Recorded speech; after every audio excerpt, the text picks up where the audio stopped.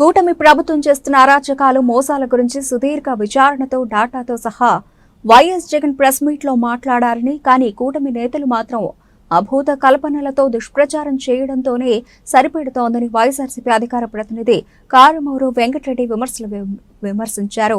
అబద్దాలు చెప్పి అధికారంలోకి వచ్చిన చంద్రబాబు ఇప్పటికే అబద్దాలతోనే కాలం వెళ్లదీస్తున్నారని ఎద్దేవా చేశారు. వైఎస్ఆర్ కాంగ్రెస్ పార్టీ అధ్యక్షుడు, మాజీ ముఖ్యమంత్రి, ఆంధ్రప్రదేశ్ రాష్ట్ర ప్రతిపక్ష నేత శ్రీ వైఎస్ జగన్మోహన్ రెడ్డి గారు నిన్న 2.5 గంటల పాటు సుదీర్ఘంగా విత్ డేటాతో పెట్టినటువంటి press meet, point to point, pin to pin ప్రజలకు అర్థమయ్యే విధంగా అసలు ఈ 11 నెలల ఈ కూటమి ప్రభుత్వంలో ఏ విధంగా దమనకాండ జరుగుతుంది, ఏ విధంగా అవినీతి జరుగుతుంది, ఏ విధంగా తన మనుషులకి అడ్డగోలుగా దోచిపెడతా ఉన్నారు, ఏ విధంగా తప్పుడు కేసులు పెట్టి వేధిస్తూ ఉన్నారు, వీటన్నిటికి సంబంధించి సుదీర్ఘంగా నిన్న ప్రెస్ మీట్ జగన్మోహన్ రెడ్డి గారు విత్ డేటాతో ప్రెస్ మీట్ పెడితే, ఎప్పుడైనా జగన్మోహన్ రెడ్డి గారు అది అధికారంలో ఉండండి, ప్రతిపక్షంలో ఉండండి, జగన్మోహన్ రెడ్డి గారు ఏదైనా కూడా స్టాటిస్టిక్స్ లేకుండా మాట్లాడరు.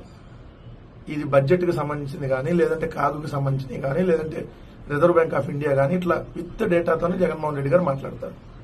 కానీ ఈ కూటమికి సంబంధించినటువంటి నాయకులు ఏ రోజు కూడా ఏదైతే ఫ్యాక్ట్స్ చెప్పకుండా వాళ్ళు ఈనాడులో రాసింది, ఆంధ్రజ్యోతిలో రాసింది, టీవీ5లో చెప్పింది, లేదంటే ABN లో చెప్పింది, ఇలాంటివన్నీ అభూత కల్పనలు. ఎందుకంటే మీకు తెలుసు, 10 లక్షల కోట్లు అన్నారు, 11 లక్షల కోట్లు అప్పు అన్నారు, 12 లక్షల కోట్లు అప్పు అన్నారు, 14 లక్షల కోట్లు అప్పు అన్నారు, ఇష్టం వచ్చినట్టుగా దుష్ప్రచారం చేశారు. కానీ ఈరోజు మళ్ళీ వాళ్ళు అసెంబ్లీ సాక్షిగా అప్పు ఎంతంటే 6 లక్షల కోట్లు ఉందని చెప్పి ఒప్పుకున్నటువంటి పరిస్థితి. కానీ ఎక్కడ 14 లక్షల కోట్లు, ఎక్కడ 6 లక్షల కోట్లు?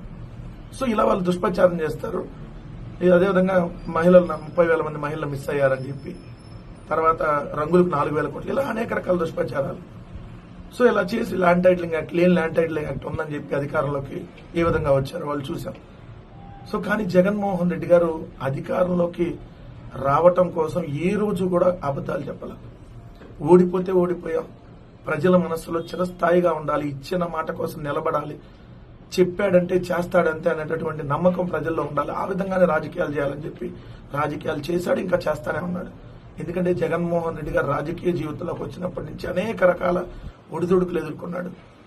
తప్పుడు కేసులు